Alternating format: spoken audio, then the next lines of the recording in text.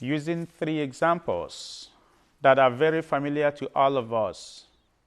A great flood in the time of Noah, fire and brimstone raining from the sky. Obviously, the catastrophe we face today, and then family members being taken away. Jesus looks back in history in a positive sense, but at the same time warns us about looking back in a negative sense. First, in a negative sense, in the positive sense, that when we learn our lessons from history and not repeat the errors, this is when we look back in history in a positive sense. He describes the generation of Noah who were eating and drinking, marrying and giving in marriage up to the day that Noah was taken, and the flood came and destroyed them all.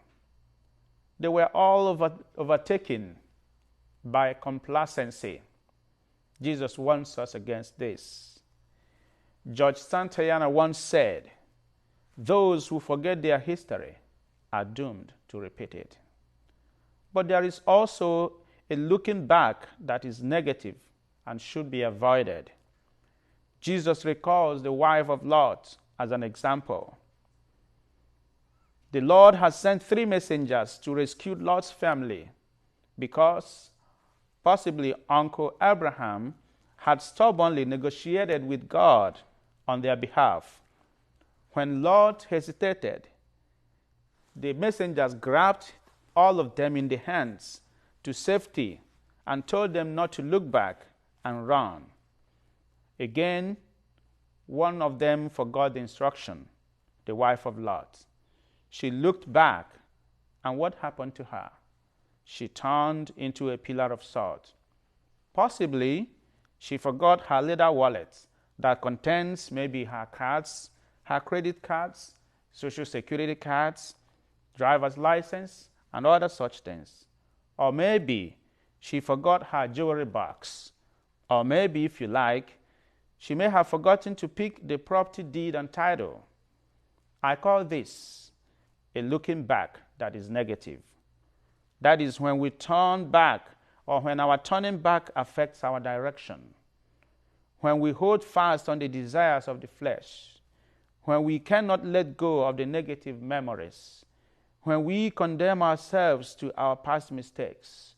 When we forfeit our future because we are stuck in our past, we also end up being overtaken by disaster. My dear friends, which way are you looking? Are you looking at life through the eyes of sadness and regrets and disappointments, or through the eyes of hope and faith? Are you looking at your past or looking towards your future?